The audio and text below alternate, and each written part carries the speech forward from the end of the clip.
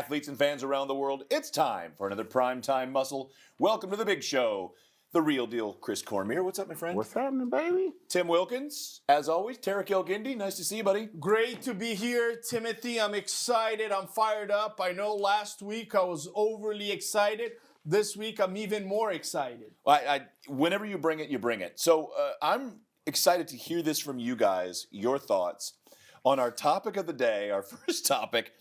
I'm going to go ahead and fess up. I've been around the sport. My first time emceeing was 98. 99 was my first Olympia as the MC, the onstage Olympia. Around 2000, 2001, I'm walking around with Wayne D'Amelia, and Wayne said, we're going to bring in this new category. It's Bikini. I said, Bikini? What are you going to back a Camaro in and have girls slither around on it with oil on the hood? Bikini, what kind of cheese bag thing is? And look how amazing Bikini has turned out. So obviously I know nothing, so I'm not weighing in on this. Yes. Fit model category came out. Before we get to the criteria, what it's all about, Chris, when you first heard that, what was your impression? Another one. And I was thinking, and I did like you, I thought back, okay, I watched every category come in because when I used to compete as a competitor as a teenager, it was only women's bodybuilding, men's bodybuilding, nothing else. And we all wore boat necks with the push-up, scrunch-up socks and the Reeboks, and we all dressed the same at the morning show, at the night show, and then thereafter. But then they started coming in with the, figure was first. Oh, no, first was fitness. Fitness, then figure. And then they did figure because there was so much tumbling in big gymnastics moves, they said not everybody can do that. Just stand there. Yeah. Figure. And then, so on and so forth. But, as you start to think about it, you can probably pinpoint a lot of women that would fit in this category already, just because some of them have a hard time losing body fat. Some of the criteria they have in the bikini category.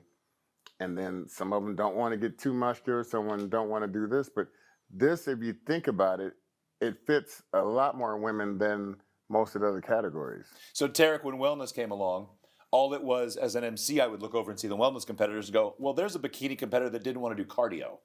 But tell us the kind of the thought process, the evolution, and what fit model is. Well, you guys bring up a good point. Every time we as an organization, the IFBB Pro League has come up with a new category, there has been some resistance, and some people might say, well, Tarek, it's debatable if it's good or not. I disagree. I think the resistance is plain stupid, right? There's just no other way to put it. In the UFC, remember, there was no weight category, and Dana White said, you know what, I'm going to add weight categories. We're those guys. We wouldn't have Khabib, we wouldn't have Anderson Silva, and the same thing for bodybuilding. If we didn't have classic physique, we wouldn't have C-Bum. If we didn't have bikini, we wouldn't have Laura Lee Chapados. If we didn't have figure, we wouldn't have Sydney Gillen. So, it's really hard for me to really listen to this, how can I be diplomatic, to this stupid noise. It is a new category. It's going to be awesome. Just like the previous ones, men's physique was a total success. A bunch of people said, oh no, guys in board shorts. Classic physique was incredible success. Chris Bumstead came to the scene and shocked the fitness industry. Bikini, Laura Lee Chapados, Jennifer Dory, Maureen Blinkis, Angelica Teixeira, they came to the scene, and look at that. Thousands and thousands, I'm going to say millions of girls now want to compete. Fit Model is going to be another success. And for all the doubters, you're going to be wrong once again. So what are some of the things you've been hearing, Terry? Is it, the men only have, 3 categories? Is it 3? 4. 4 categories? Women have 6 or 7 categories now? What do you say to those people that's like looking at the plus and minuses about the men and women categories? There's more demand from the female side. There's more demand, right? There's more categories at the UFC for male than female. There's more demand in the female side of bodybuilding than men. If you go to an NPC show, right, you're going to see that the biggest category is bikini. The second one is men's physique. But after that, you're talking about a massive number of wellness competitors. Then you have a massive number of figure.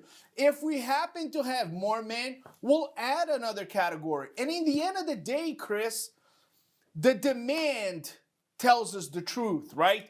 If we created bikini and it wasn't a success, all these doubters would be right.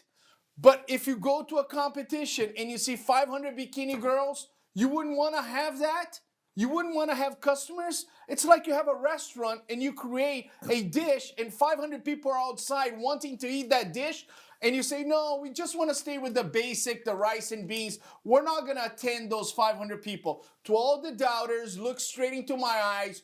You're going to be wrong again. So my thing was, Chris, initially, it keeps sounding like, and the word they use is accessible and aspirational. They say, well, bodybuilding's too big. And then we get the classic. And then down to that, next up is the men's physique, because it's more accessible for a man to say, I could look like a hot guy on the beach. Now, you go from women's bodybuilding to physique to figure, bikini, and now fit model. You think, okay, was that going to get too accessible? I'm going to say eventually no, because their prime standard for that look is former Miss Olympia, Bikini Olympia, Ashley Kaltwasser. That is their gold standard to tell women this is what fit model is going to look like. Tim, wasn't the same talk about bikini? Those girls don't work hard. They don't have any muscle. They don't lift weights. I went to see Loralee Chapados. She lifts heavy weights. She's a great bodybuilder. And we punished Loralee Chapados when she was too soft. We punished Loralee Chapados when she was too conditioned. We told her, you need to minimize your glutes. You can't add this. You have to fix this. And she did. In the fit model category, there's going to be competitors that are too conditioned. We are going to punish them. There's going to be competitors that are too soft. We're going to punish them. We're going to tell competitors, you're not posing well. You need to improve your posing. There's going to be a superstar in the fit model. Guess what? What? In the natural bodybuilding, there's going to be a superstar.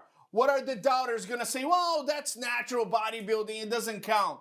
All the doubters are going to be wrong again. I want to congratulate the IFBB Pro League and the NPC. We're at the peak of popularity, okay? The 90s were not the peak, okay? The 90s, you had 80 NPC competitors competing. What? Right now, we got 500, okay? So we are peaking in bodybuilding. Congratulations to President Jim Mannion. Congratulations to Tyler. Congratulations. We're peaking right now. We were not peaking in the 90s. We just had great bodybuilders, but we didn't have the amount of competitors we have right now. Shots fired. Welcome to the show, Chris. Man, don't take that many shots at the 90s. We were spectacular competitors. But yeah, you're right. We didn't have the different categories like this. So, it's a whole nother ball games for promoters, for sponsorships, for companies to be involved in the sport. And this is going to open up a whole new brand of sponsorships and ambassadors for the sport.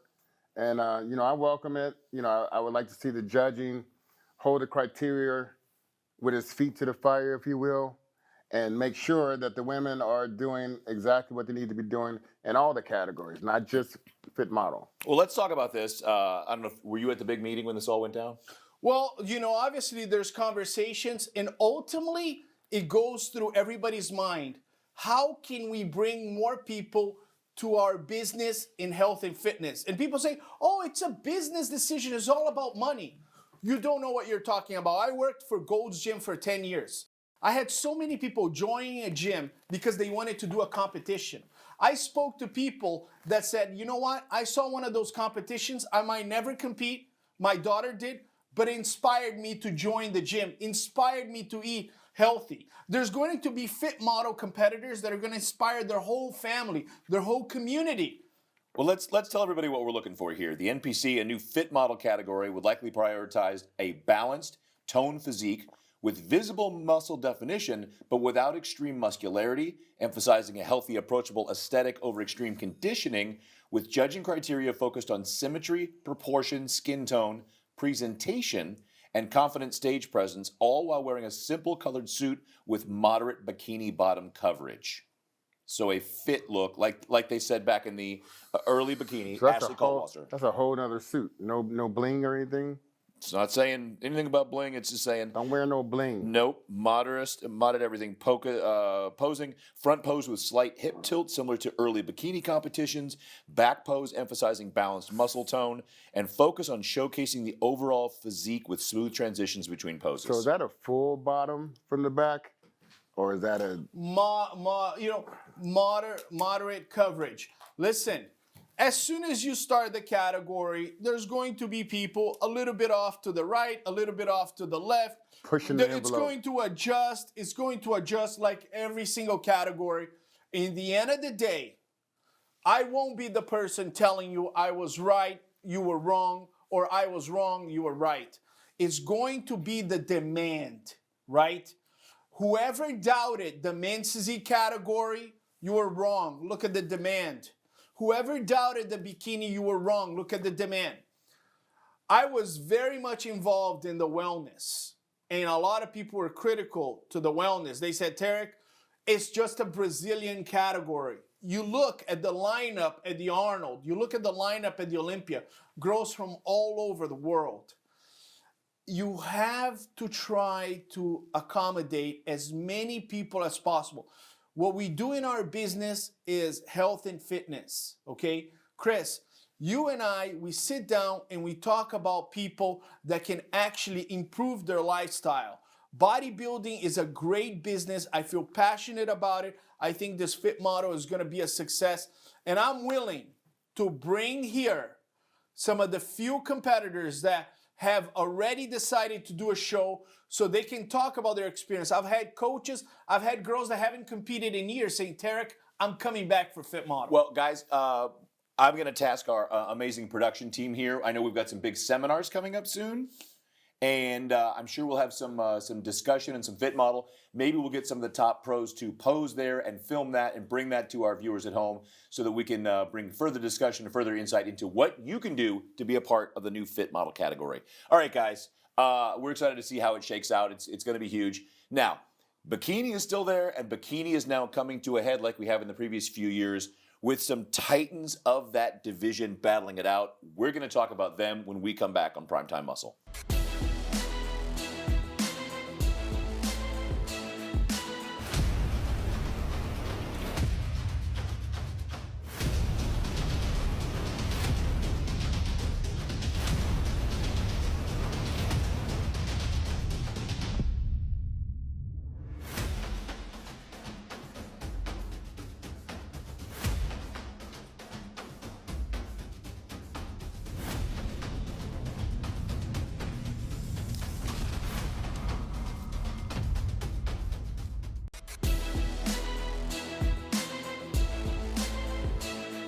All right, we're back. And as always on our previous segment, the Fit Model category, tell us what you think. I know Tarek is quick to call you out and say, you're all going to be, you non-believers are going to pay. You're going to rue the day. But whether or not you agree or don't agree, or you want to dial yourself in for that category, think it's aspirational, whatever, as always, like, comment, and share, and let us know your feelings. I like that recovery. Chris I gave him some tips. I gave him some tips on quarterbacking. Yeah. Do you feel good right now? Do you feel cozy? I do. All right, so guys, a battle is brewing, not just for this year's Olympia, but for the bikini category at the Arnold with, as we see behind us, 3 queens going after 1 title. We got Jennifer Dory, Maureen Blaine-Kisco, who's going to be back, and the defending title owner of both the bikini class, what is that, the Bikini International at the Arnold, and the Olympia title, Laura Lee Chapados. So we have a compilation of great champions. We have Laura Lee Chapados. She's the queen right now. There's no doubt about it. 1 title. Maureen Blaine-Kisco. She's won the Olympia. And, you know, now she's coming back at the Arnold. 1 Jennifer title. Dory is not going to be at the Arnold. And Ashley Caldwell is not going to be at the Arnold. 2 titles. But what's happening right now, Tim, is a big compilation of great champions. You got Jennifer with 2, Maureen was hurt, Laura Lee Chapados might be peaking, Ashley Caldwell is storming back. Angelica taking 1 more shot at the Arnold. Correct. In the next 2 shows, the Arnold and the Olympia, after we have these 2 shows, I'm going to be able to tell you this is the one. She is the one to lead the charge in the bikini category. Right now, there's a bit of great champions. One was her, the other one was not at her best. Whatever happens in these two shows will be a defining factor to see who's the queen to lead And the who's charge the in the princess? bikini category. Who's the queen? Who's the princess? Well, it's an interesting point you guys bring up. We have not had a repeat bikini champion 5 or 6 Olympias. You had Since Angelica. Since Angelica, you had Isa Piccini, you had Maureen, you had Jennifer Dory, She alternated, right? you had Laura Lee. Laura Lee, yeah, you're correct. You're correct. Is there one in the middle? Yes, Janet Leung in the middle of all that. Yes. So of the 6 previous Olympias, we have not had a 2-time bikini champion In a row. in a row. Guys, well, first of all, do either of you have insight on whether or not Jennifer Dory is headed back to stage? I have a feeling she's coming back. I have a feeling Maureen Blanquisco has recovered. She's doing the Arnold. And I have a feeling Laura Lee Chapados has no intention whatsoever to make Jennifer Dory or Maureen Blanquisco happy at the Mr. Olympia. I think they're all three going to collide in Las Vegas, Nevada. I think it's going to be a war. And I think whoever wins this solidifies as the new queen, right? Jennifer Dory, she has 2 titles. Maureen has 1. Laura Lee Chapados has 1. But I think whoever wins that takes the lead as possibly the next dynasty. Guys, I want to run through the Bikini International coming up here in just a couple of weeks. Yes. And this is important. So Laura Lee will be there defending a title that she's won 3 times. Angelica Teixeira will be making her last pro appearance. She has just put it out on her social media. This is the last dance. So she'll definitely be a loss because she is just is and has been one of the top pros in bikini since the day she stepped on the stage. And possibly the greatest bikini representative we've had. She brought so many people to this industry, man. I remember when we started in Brazil and we were in an uphill battle with a different organization there. Angelica flew to Brazil. She did seminars. She was incredible, an amazing woman. I love her. I love her husband, the children. She's going to be missed, but I'm going to call her to do the Brazilian pay-per-view because that's how much I like her. Vanya Auguste will be there. Woo! Amy She just won the Brazil show. Incredible, my French professor. Amy Delgado, who we love, who was a guest on the show last year. Who won Amy. the Pittsburgh Pro and the New York Pro. She's not happy about what happened at the Olympia. And she's not happy. And she's my sister on Dark Sport. Welcome to the team. That's fine. Just give publicity to people that don't pay us. Another one that just rocked to me last year, Ariana Brothers. She looked amazing. Man. She usually wins a show prior to the Olympia, and then she goes to the Olympia. She's been in the top 10 at the Olympia, and I think she can surprise a lot of people. I want to talk to you guys about Jasmine Gonzalez. You beat me. She was Jasmine Gonzalez is on fire. You mean okay? Jazzy G? On fire. Jazzy is on fire. She's won shows. She won with me in San Diego, her first pro show. I remember when she turned pro at the Nationals, green bikini. She came in 3rd place at the Olympia. This woman is on fire, and I think she can go all the way. Pay attention to Jasmine Gonzalez. She's a wild animal, and she's hunting. Guys, Maria Acosta. Maureen Blanquisco. Maureen Blanquisco is a former Olympia champion. Nobody would be surprised if she wins the Arnold and then she goes to the Olympia, wins again. She's a superstar. Maria Acosta is new to the scene. She broke out at the Olympia getting a top 10. If she gets a top 5 here, she solidifies herself as a top contender. Tamika Carter. Tamika Carter has won a show, if I'm not mistaken, she won in Nashville. One of the final qualifications, blue bikini, great competitor, has great glutes, great glutes. Maybe she improves the posing. And here's the thing, she's going to be posing against these sharks, right? Those girls are not there to be, BFFs. Kumbaya. They're gonna go there to kill her. She cannot feel intimidated by the moment. One of my other favorites, Jordan Brandon, Jay Brandon. I'm sure at some point he's, we need the blonde girl, someone with some silvery blonde hair. She's won in Tahoe with me. She's won in Tahoe, and I think she's one of the most improved competitors because she fought very hard to win a show, and now she's consistently winning a show. She's with Jamie DeBernard. Yes. She's, she has to make a move here, because she's not one of the favorites. No, right? She's not one of the favorites. But if she gets a top 5 right there, she makes a name for herself. 6th or 7th last year. She moved up at the Olympia last year pretty well. Ashlyn Little rounding out the Arnold Bikini competitors. I like her a lot as well. She's gotten a first call out at the Olympia. She's consistently in the top 10. That's one of the girls that can surprise that top 5 because she's always like 6th place, 7th place at the Olympia, where she goes and gets her qualification. Everybody goes, she's coming. I would not be surprised if she surpasses somebody that we expect to be in front of her. Well, I'd like to see Laura Lee. Can't wait to see her up there because I know she works very hard year-round, and she stays close to where she needs to be year-round physically and mentally. And, they're down there in Florida getting ready for the show. Maureen, I can't wait to see Maureen up there. I know she's coming from some injury or whatever, so I think she's going to come back very strong for this one. And I think that's one category in the women's I like to see because I know these girls personally, and I like to see how they're coming back. Amy's going to come strong. I think she would love to win this title. Tarek, when you judge these pro shows and they're around the world, sometimes I'll look and I'll go, okay, that competitor strategically flew to Tanzania to win the Tanzania Pro Classic so they can qualify for the Olympia.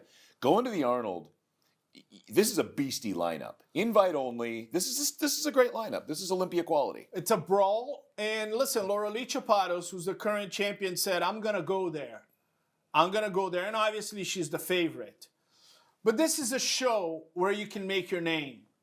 If you're Jasmine Gonzalez and you place second to Laura Lee, but there's a final call out between you and Laura Lee, and a lot of people think it was close, you set yourself for the Olympia, right? We're also talking about Maureen Blanquisco. She's won the Olympia. She's beaten Laura Lee Chapados. If she comes in and beats Laura Lee at the Arnold, you got to take her as the favorite to win the Olympia. So Laura Lee Chapados is defending her title, but also defending her reputation at the Olympia. This is going to be a brawl. Yeah, Jazzy G is going to come on strong. That's my homegirl right there. I know that she did great at the Olympia this year. That's basically her coming out party. Like, yes, I'm here to work and I'm here to hunt, like you said before. And I think, I don't know. I just like her tenacity. I think she's going to come for the titles also.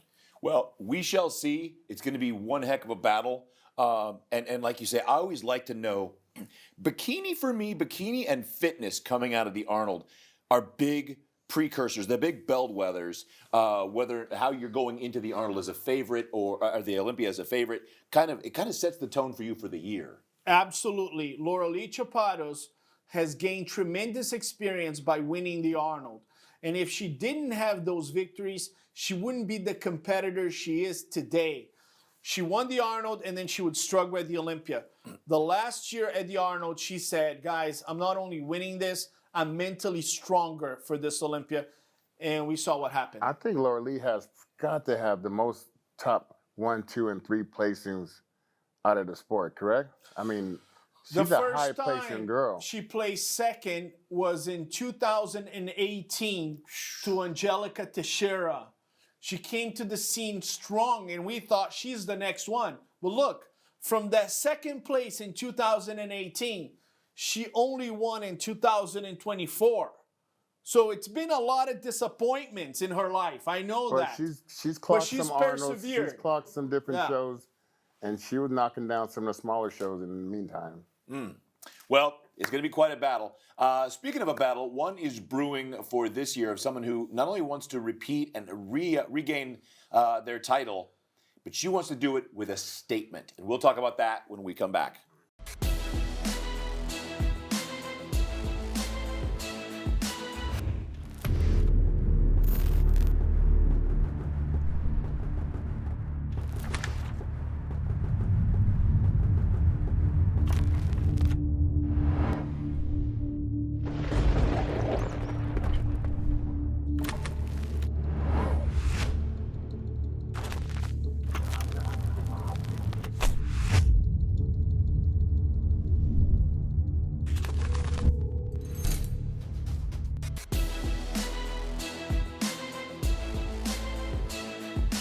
All right, we are back, and I don't know if it's what song I'm thinking of when it's how Dre wants it bad and Dre is back.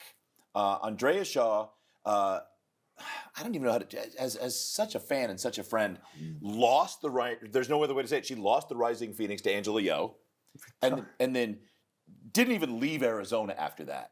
And then went back to the Olympia and held her title. She was pissed off. Yeah. She was angry. She was mad.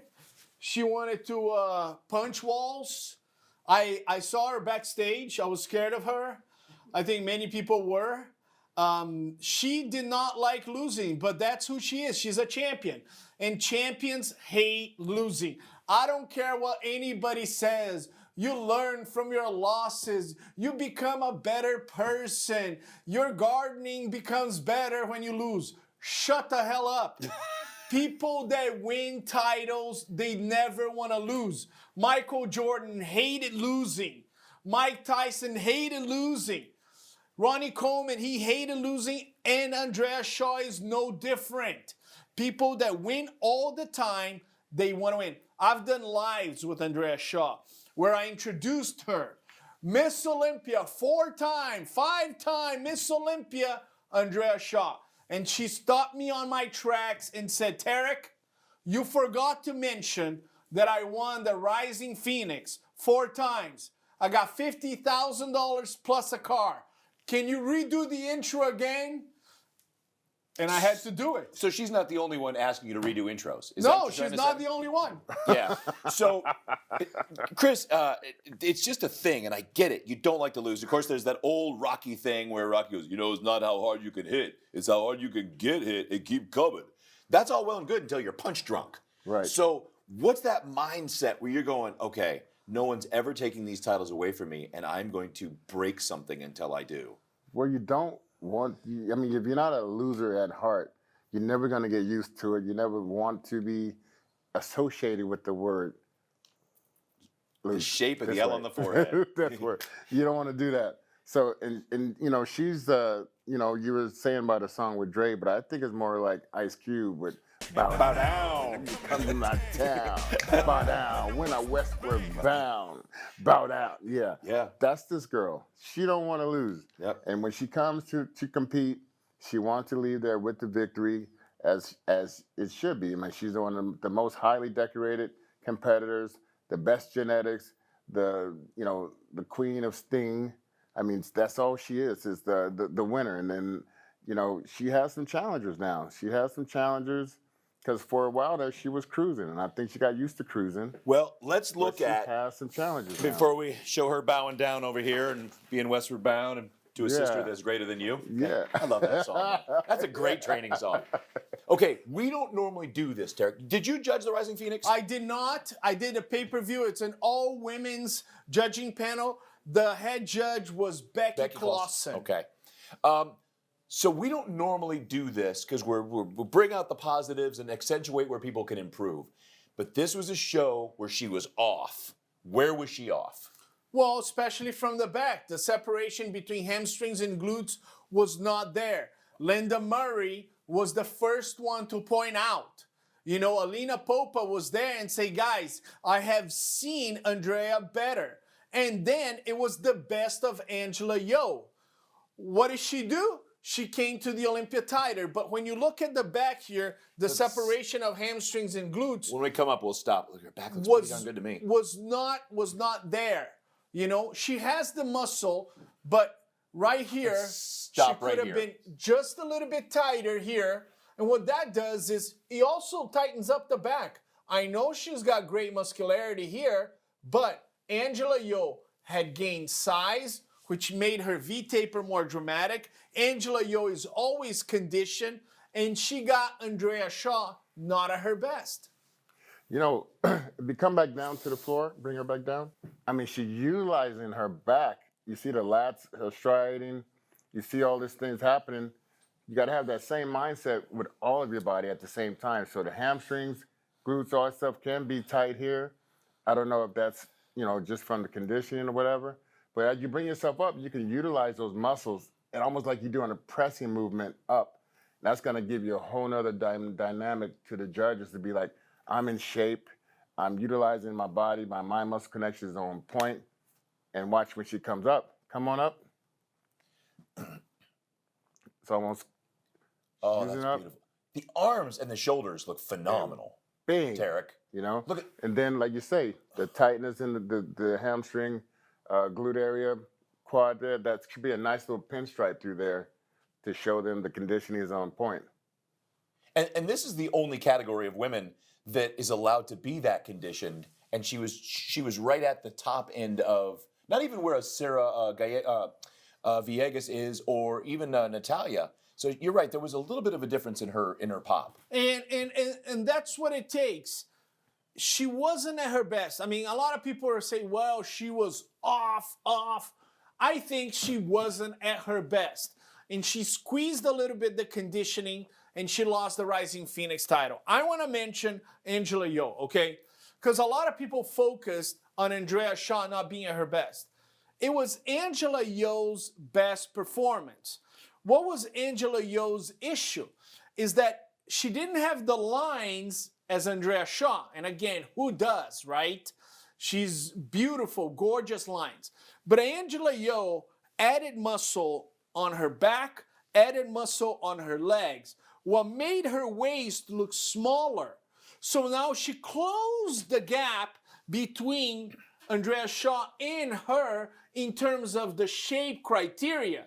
And now on the other side, the conditioning was flawless for Angela Yeo, but Andrea was a bit off. So now she expanded the difference between her and Andrea Shaw. A lot of people ask judges, well, I beat her in this criteria. She beat me in this criteria. Well, hold on. By how much? The Green Bay Packers beat the Vikings by 30 points. The Green Bay Packers beat the Seahawks by 2 points. There's a difference, right? You're a Seahawks fan. Yeah, There's the it's just problem. an analogy.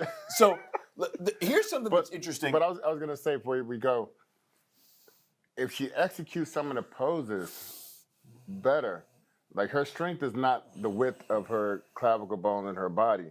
So to try to get more out of your physique is to create that shoulder to waist differential more so. By some of these shots to the side, you got to twist the body more so she can take full advantage of her physique and her attributes. And Chris brings up a good point. If you're not at your best, you can do a few things with your posing to improve. Between prejudging and finals, Sydney Gillen, who's her posing coach, came up to our pay-per-view and she said, listen, this is going to be a battle is between Angela Yeo and Andrea Shaw. Now, there's one thing here, all these competitors, they listen to some of their superstars, the experts. And I know it hurt Andrea Shaw to listen to Alina Popa, who was women's bodybuilding champion, world women's bodybuilding champion, Linda Murray, 8-time Miss Olympia, say, you know what? I think Angela might take this. I know this hurt Andrea Shaw. She wants to be perceived as unbeatable. And based on her last results, she should have been. But Angela Yeo, I got to give credit.